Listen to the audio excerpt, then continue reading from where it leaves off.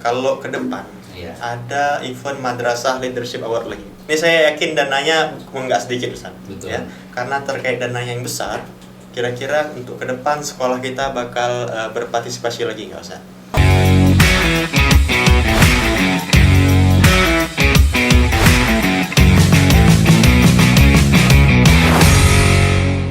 Assalamualaikum warahmatullahi wabarakatuh. Selamat pagi, siang, sore, malam, kapanpun kalian menonton video ini ya.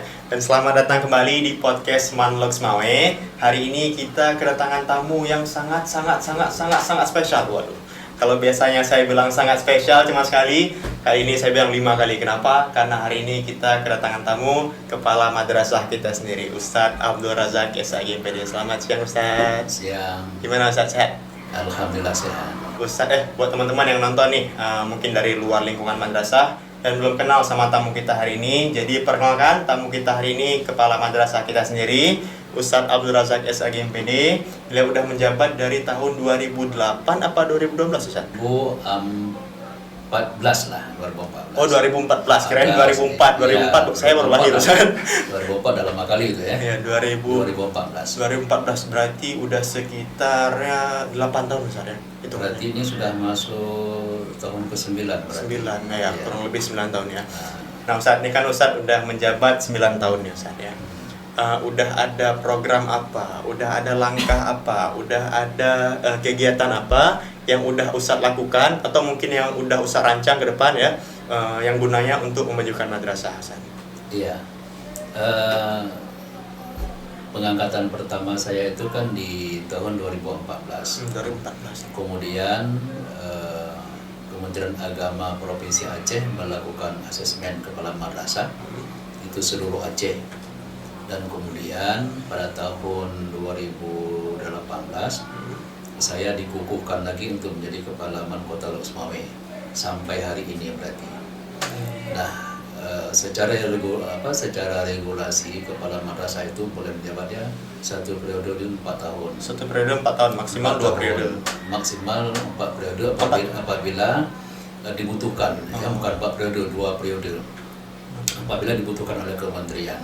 Nah, ini berarti saya sudah berada di posisi 2 periode berarti. 2 periode. 8 tahun, bahkan ini sudah lebih setahun. Ya. Kalau perkiraan kalau nggak salah. Berarti ini detik-detik meninggalkan madrasah. Ya, juga kita tidak tahu bagaimana kebijakan ke depan dari pihak kementerian kan. Nah, untuk program-program yang sudah kita lakukan selama ini di Mankota Logs Mawe itu alhamdulillah sudah banyak sebenarnya. Ya, terkait dengan program pembinaan guru. Pembinaan guru ini kaitannya dengan pelatihan-pelatihan, ada pelatihan terkait dengan proses pembelajaran yang berkaitan dengan kurikulum, ya, pergantian kurikulum. Nah, solusi yang kita lakukan untuk program kurikulum itu adalah guru ini kita buat pelatihan. Iya, ada pelatihan yang kita buat secara intern, ada juga pelatihan yang sifatnya itu kita kirim, pelatihan yang dibuat oleh Balai Diklat. Dan itu semua guru kena, Ustaz? Semua guru itu digilirkan sesuai dengan mapel masing-masing. Oke. Nah, guru-guru yang dipanggil untuk Diklat ini itu ditetapkan dan dipanggil oleh pihak BDK. BDK ini Balai Diklat Keagamaan Aceh. Nah, sebelum Aceh ada BDK, itu kegiatan-kegiatan pelatihan itu dibuat di Balai Diklat Keagamaan Medan.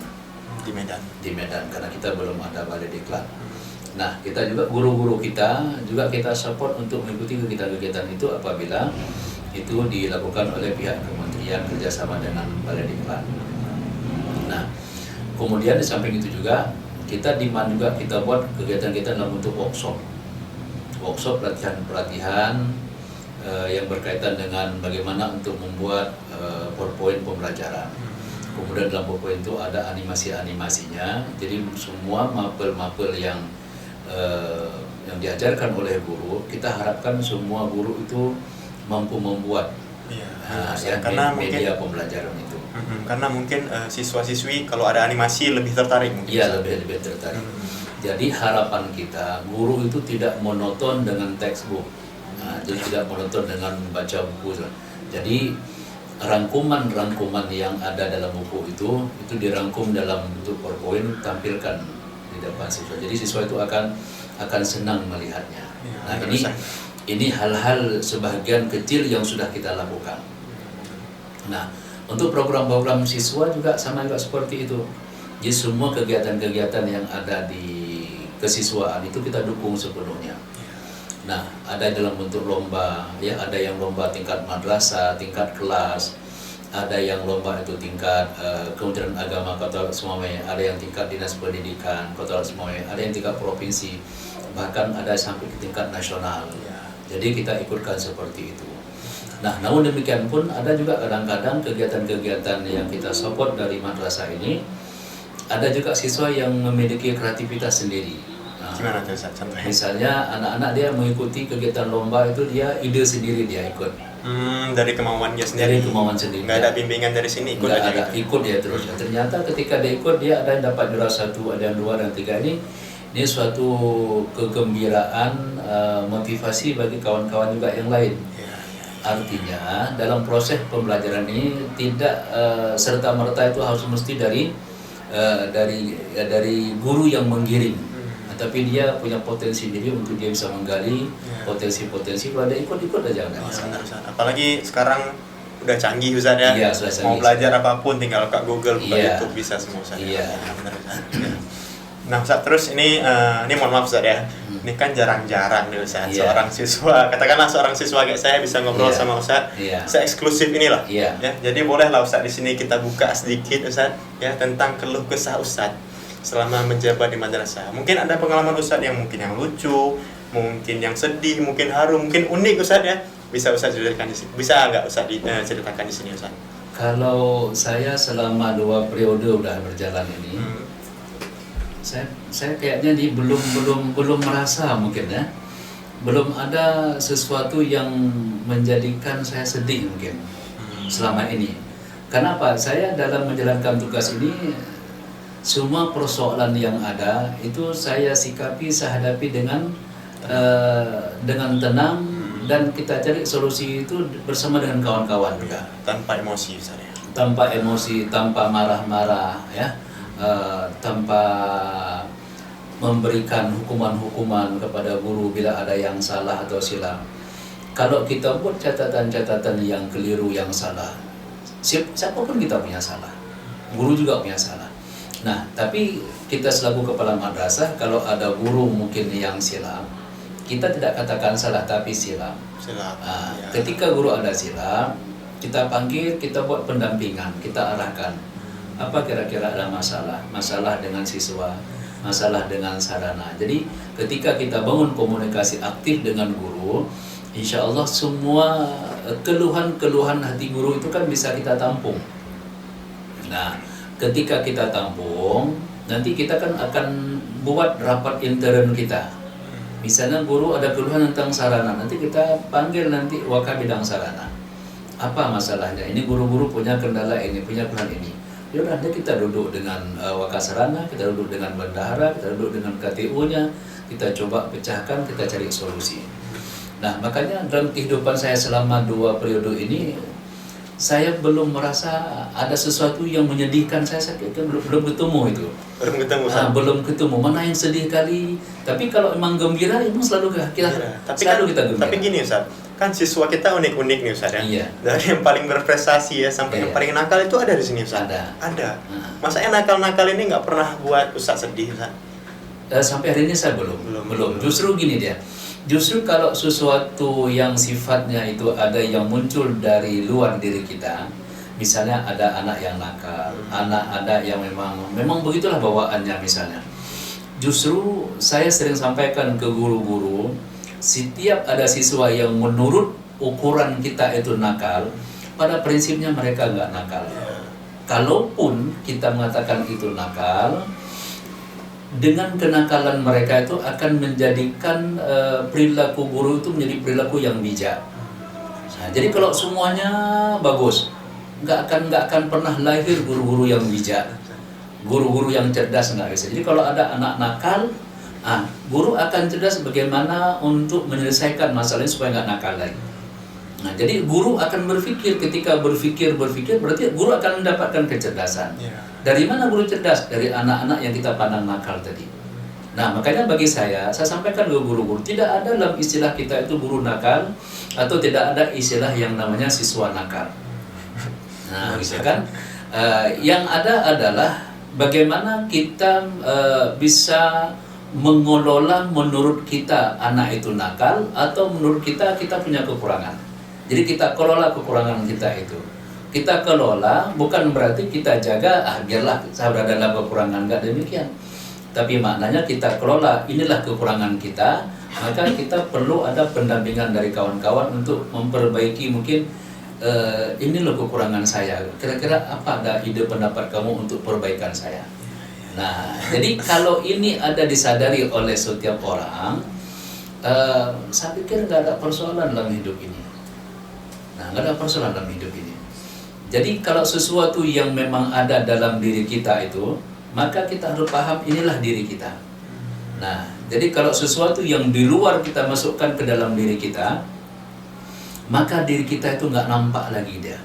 Yang nampaklah sesuatu yang dari luar. Begitu yang masuk dari luar itu ada yang terusik diri kita, maka yang muncul adalah emosi kita, marah kita. Kenapa? Berarti yang masuk dari luar itu dia mampu mempengaruhi diri kita yang seharusnya kita sudah stabil tadi itu. Contoh, misalnya ada pekerjaan-pekerjaan yang udah ribet kali menurut kita. Jadi kalau pekerjaan yang ribet itu kita masukkan ke pikiran, kita masukkan ke hati kita, ya sudah nggak selesai pekerjaan itu.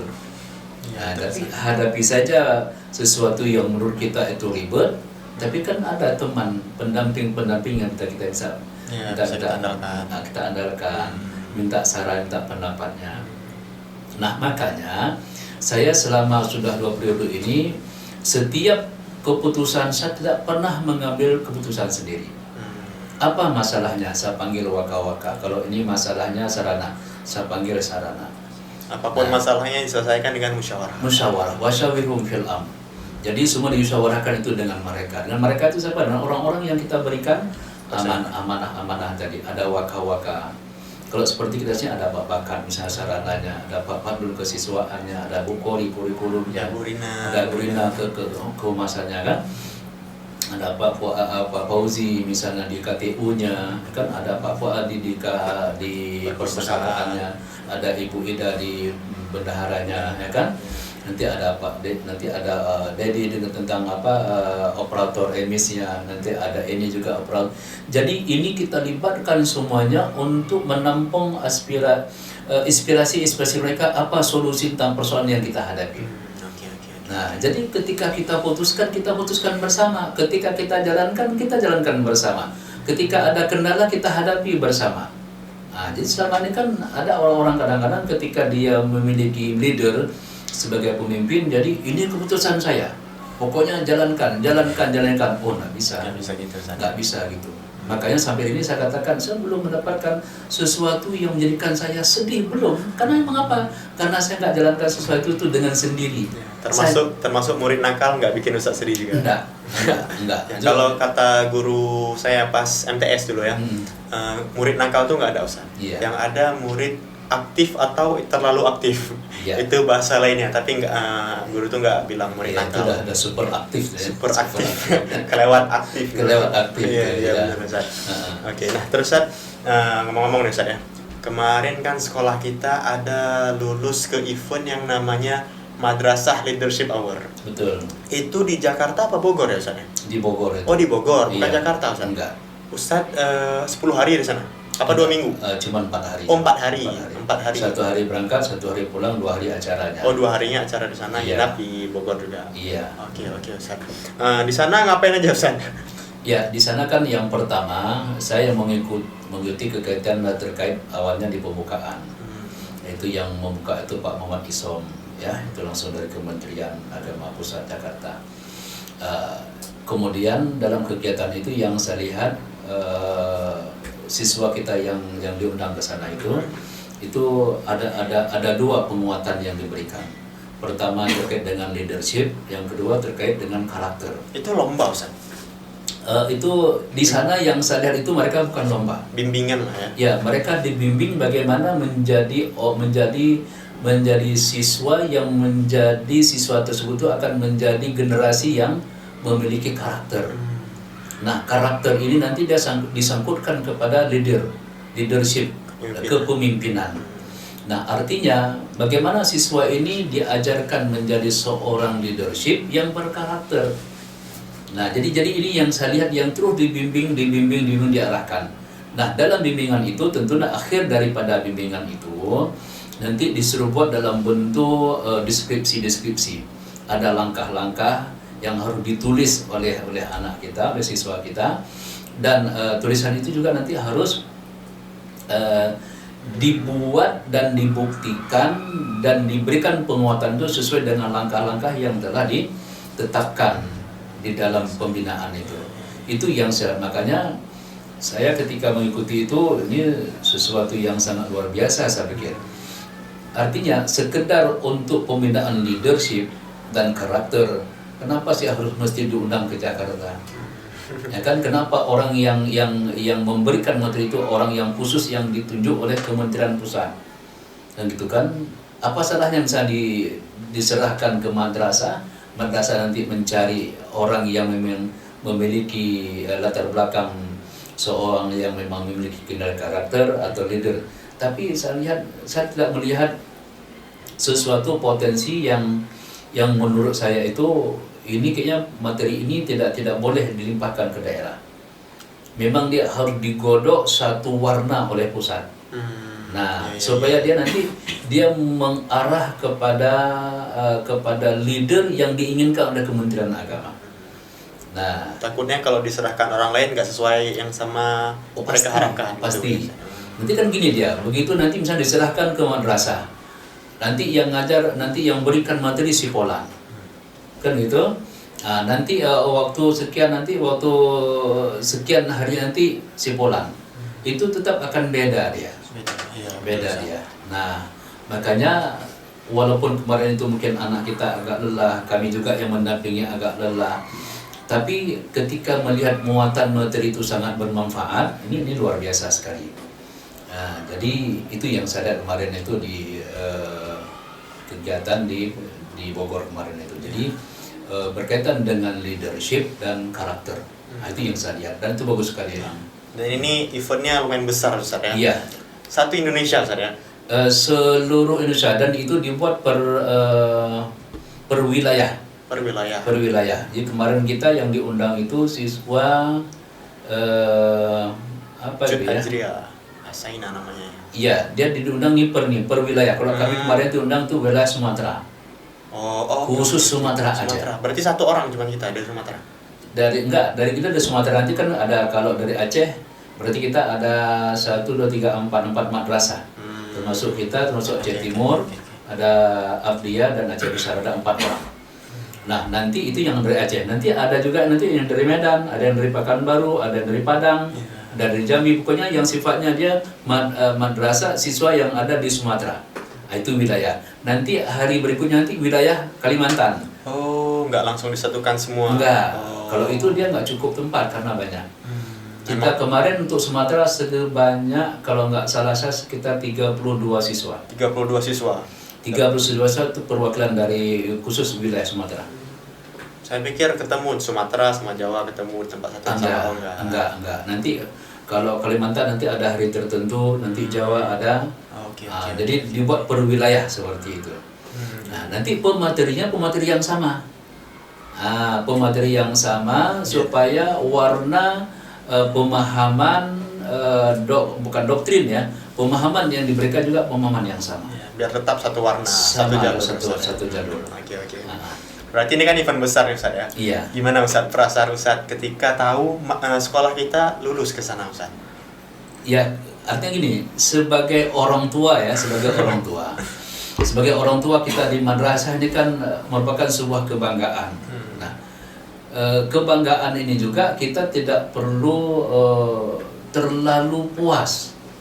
Karena apa? Bagaimanapun pembinaan anak ini kita harus sadar bahwa pembinaannya juga kita nggak maksimal. Jadi kemampuan anak itu ada sekitar 70% katakanlah begitu. Itu memang anak itu memang dia punya potensi diri. Kemudian dia mencari sendiri. 30% ini pendampingan dari guru tadi. Guru tadi hanya mengarahkan, guru tadi hanya memperhalus program-program yang akan ditempuh, memperhalus.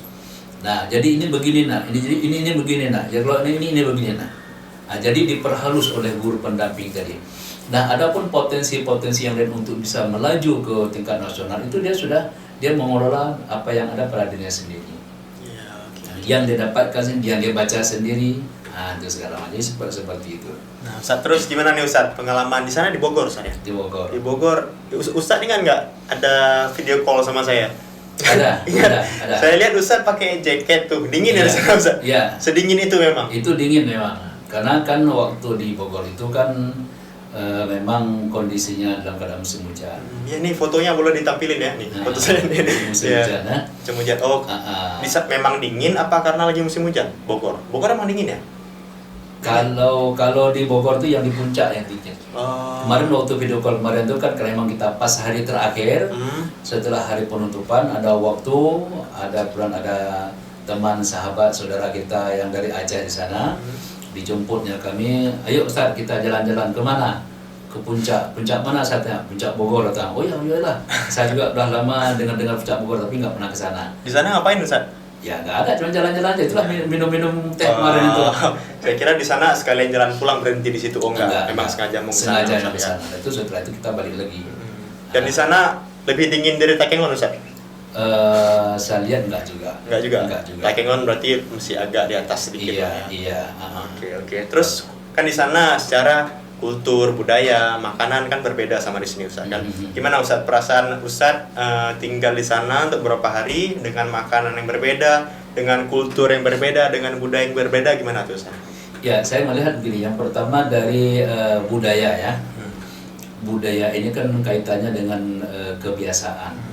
Saya lihat memang kalau kita di Aceh ini dengan di sana dari segi budaya, cara menyapa, cara menyambut, cara berkata, ya itu memang jauh beda memang, jauh sekali, sangat jauh. Dan saya juga merasakan bahwa perbedaan itu ada. Nah, gitu ya, perbedaan itu ada. Saya melihat satu contoh misalnya yang memang itu yang saya lihat langsung ya, tapi sesuatu yang memang mungkin nggak sadar itu di luar kemampuan saya. Yang saya lihat, kalau mereka di sana itu saya lihat kalau memang ada lampu merah saja, kalaupun nggak ada mobil, kalau lampu merah mereka berhenti. Walaupun tengah malam jalanan kosong, lampu merah berhenti. Jadi artinya kan bukan persoalan ada polisi atau nggak polisi, tapi mereka patuh dengan aturan. Bahwa lampu merah, lampu kuning, lampu hijau ini ada aturan. Anda berhenti ini tandanya. Anda maju jalan. Jadi patuh dia. Jadi kepatuhan ini menunjukkan karakter satu daerah.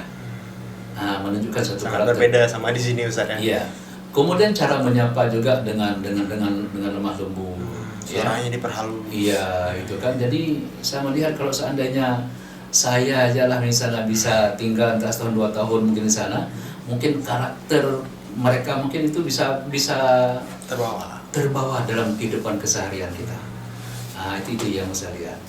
Itu contoh yang kedua lagi saya lihat di tempat saya singgah silaturahim itu ada keluarga orang Aceh. Nah gitu. Udah itu ada mobil bak sampah, ngambil sampah dari rumah ke rumah. Apa yang saya lihat ketika mereka mengambil sampah di tong sampah yang ada di rumah kita, dimasukkan ke bak sampah, kemudian tong sampah yang ada di rumah kita yang ada tadi itu disiram, dibersihin yang bagus, baru diletakkan lagi di depan rumah kita. Ini saya lihat, ini saya sampaikan, ini yang saya lihat yang nggak ada ini karakter di tempat kita. Kalau kita sini gimana? Udah dibuang sampah ke sampah, langsung tong sampah langsung dicampakkan. Berdiri aja enggak usah. Berdiri aja enggak. Udah guling-guling di situ. Betul. Nah, ini karakter saya lihat. Oke, Ustaz. Kalau ke depan ada event Madrasah Leadership Award lagi. Ini saya yakin dananya nggak sedikit Ustaz. Betul. Ya, karena terkait dananya yang besar, kira-kira untuk ke depan sekolah kita bakal berpartisipasi lagi nggak Ustaz? Dia gini kalau sifatnya itu kegiatan siswa ya, kemanapun sejauh itu dana itu tersedia, kita sampai hari ini belum ada usaha untuk menghambat. Nah, sejauh itu ada. Nah, apalagi kalau sifatnya ini kegiatan nasional yang sifatnya kita diundang oleh kementerian. Kayak kemarin itu kan yang di Bogor itu diundang. Nah, ketika diundang ke sana berarti untuk siswa, untuk sicut kemarin itu transportasi ditanggung di sana, ditanggung oleh panitia. Oh, ditanggung di sana. Ditanggung oleh panitia. Walaupun nanti misalnya kita dulu yang handle awal, nanti itu ditransfer balik. Kemudian tiket pesawat PP itu ditanggung oleh panitia. Artinya apa? Ditanggung oleh Kementerian Pusat. Kemudian apa lagi? Hotel.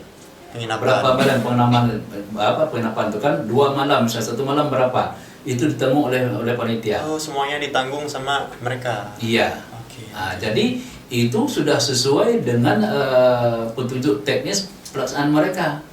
Sudah tercantum misalnya memang peserta transportasi ditanggung, uang saku dikasih, uang jajannya tadi kan. Kemudian makan minum, pagi makan, siang makan, malam makan ditanggung. Kemudian snack ditanggung. Tapi kalau mau beli oleh-oleh tetap uang sendiri, Ustaz? Iya, tetap uang sendiri. Oke. Nah, kecuali kami, saya kepala madrasah dengan Bu Eni itu nggak ditanggung. Itu tetap dari perjalanan dinas madrasah. Nah, uang itu tetap itu dari anggaran yang disiapkan di dalam Dipa Madrasah. Kalau seandainya kemarin nggak ada dana, ya mungkin saya nggak bisa berangkat juga, mungkin Ibu Eni aja sendiri. Nah, gitulah kira-kira contoh dalam bentuk penggunaan dana negara ini. Kita tidak bisa asal-asalan, harus sesuai dengan aturan yang telah diberikan petunjuk kepada kita. Oke, nah, gitu. Oke, saat ini sebelum kita tutup, Ustaz, ada kesan nggak buat podcast Manlogs semuanya? Mungkin kesan Ustaz, harapan Ustaz untuk kedepannya gimana, Ustaz? Yang pertama harapan dulu ya. Harapan dulu, Ustaz. Harapan ke depan, podcast ini dikelola dengan baik. Insya Allah dengan baik. Kemudian harapan yang kedua, podcast ini harus dijadikan sebagai sumber informasi, ya, sebagai sumber informasi baik kepada guru, kepada masyarakat, terutama sekali hal-hal yang terkait misalnya dengan PPDB ke depan, ya, atau kebijakan-kebijakan yang kita gulirkan di madrasah ini yang memang mungkin masyarakat juga perlu tahu apa kebijakan kita, apa kira-kira kelebihan kita di MAN ini, ya kan? Bisa melalui podcast ini. Boleh. Jadi bukan hanya untuk intern wilayah Kota Loksmawe, tapi juga perlu dilihat, didengar oleh seluruh teman-teman, sahabat, kawan-kawan kita, kepala madrasah, bahkan stakeholder kita, bahkan atasan kita nanti di kemana provinsi itu boleh mereka tahu. Kenapa? Karena memang madrasah ini adalah milik masyarakat. Nah, jadi semua masyarakat boleh tahu. Jadi podcast inilah kita berharap menjadi sebuah corong informasi. Ya, gitu. Ini harapan kita. Nah, kemudian harapan berikutnya ke depan nanti kita coba usahakanlah kalau bisa nanti ruang seperti ini kita desain yang mungkin agak luas sedikit lagi. Amin, ya. Ada meja khusus. Ya, kalau semuanya fasilitasnya meningkat, kami juga semangat. Semoga kedepannya. Jadi saya melihat ruang situasi seperti ini yang udah didesain seperti ini pun saya melihat ini sudah luar biasa juga semangat pengelola di podcast MAN ini. Apalagi ke depan nanti kita coba rancang, mungkin kita ada tempat khusus, ya. Mungkin kita buat meja khusus, ya, jangan sempit-sempit begini, ya kan. Nah, jadi enjoy kita duduk segala macam, kursi-kursi kita cari kursi yang bagus kan. Kemudian termasuk apabila nanti sarana yang ada kurang memadai yang seperti ini, kita perlu yang lebih oke lagi ke depan. Kita coba cari perangkat-perangkat lebih oke ke depan lagi, insya Allah. Dan insya Allah kan ini podcast ini juga berpenghasilan, Ustaz. Betul. Ya, jadi bisa kita gunakan uang. Baik. Dari situ kita beli sarana untuk isi. Alhamdulillah, insya Allah, mudah-mudahan itulah berkat adanya kerjasama kita. Jadi kalau sudah kerjasama ada, bangun komunikasi dengan baik ada, insya Allah segala sesuatu itu pasti akan bisa kita atasi. Ya. Jadi itu jadi harapan. Kemudian apa yang kita suruh ini? Tadi harapan sama kesan buat podcast ini gimana? Udah apa makin membaik kesan? Gimana? Ya, kalau kesan saya melihat apa yang udah ada ini sudah baik sekali. Sudah baik.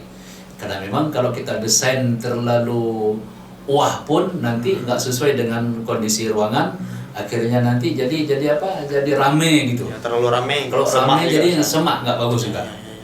Nah, jadi kadang-kadang kalau kita lihat di teman-teman kawan-kawan yang punya ide-ide begini, tapi ide kita tak kita tampung. Nah, tapi mungkin tidak dalam kondisi ruang yang seperti ini. Jadi insya Allah kita cari ruang yang lain, kondisi ke depan nanti. Mungkin ide-ide kalau nanti kalau bagus begini, gitu kita tampung, kita ciptakan lagi. Nah, insya Allah mudah-mudahan. Oke, nah satu lagi terakhir kali Ustaz. Iya. Terakhir pesan buat yang nonton Ustaz. Mungkin masyarakat luas, mungkin guru-guru kita, mungkin siswa kita terutama Ustaz, ada pesan nggak buat mereka Ustaz? Iya. Kata-kata atau motivasi apapun lah Ustaz. Ada Iya. nggak? Ya kalau apa istilah bahasa kata-kata itu Kata-kata atau motivasi lah buat mereka. Iya. Yang pertama saya mengatakan bahwa siswa, guru dan masyarakat semuanya ya yang bisa mendengar atau menonton podcast Manlogsmawe ini. Yang pertama saya ingin dan berharap sepenuhnya kepada semua kita, setiap ada yang ditampilkan hal-hal yang baik itu ambil yang baik, kemudian buang yang buruk. Nah, sesuatu yang buruk ini jangan dijadikan sesuatu sesuatu tanggapan bahwa apa nih podcast segala macam, nggak beres, nggak betul segala macam. Jadi kalau ada yang nggak baik, buang yang tidak baik, kemudian berikan saran bagaimana yang terbaik menurut Anda. Nah, sekarang kita kan yang memicukan persoalan kan begitu. Ketika muncul yang tidak baik, jadi yang tidak baik ini jadikan persoalan. Apa itu nggak baik itu? Kalau gitu udahlah, nggak usah lagi ada podcast begini-begini. Jadi ini saya pikir nggak bijak seperti ini. Jadi kalau ada guru, kalau ada teman, kalau ada masyarakat, siapapun kita, kalau menilai ada orang tidak baik karena memang dia tidak baik, pada prinsipnya bukan orang nggak baik, memang diri kita dasarnya yang kita nggak baik. Jadi kalau diri kita itu nggak baik, itu pasti yang nampak orang lain itu pasti sesuatu yang nggak baik. Nah itu dia. Jadi itu yang menjadi harapan kita ke depan. Jadi nilailah orang lain itu sesuatu yang baik. Bagaimanapun, apabila dalam pandangan kita ada hal-hal yang baik, ketika muncul yang tidak baik, jangan yang tidak baik ini yang diangkat. Karena masih banyak yang baik yang bisa menutupi yang tidak baik tadi. Nah itu dia. Jadi seperti itu dia. Oke, baik Ustaz, terima kasih udah mau mampir di podcast Manlogsmawe. Nanti kapan-kapan mungkin Ustaz mau mungkin kasih tausiah di sini segala macam, boleh di sini boleh, saja. Insyaallah. Terima kasih juga buat teman-teman yang udah nonton, jangan lupa di like, di subscribe ya, bantu sama-sama channel ini buat terus berkembang ya, biar madrasah kita bisa terus berkembang juga. Oke, sekian, wassalamualaikum warahmatullahi wabarakatuh. Wassalamualaikum warahmatullahi wabarakatuh.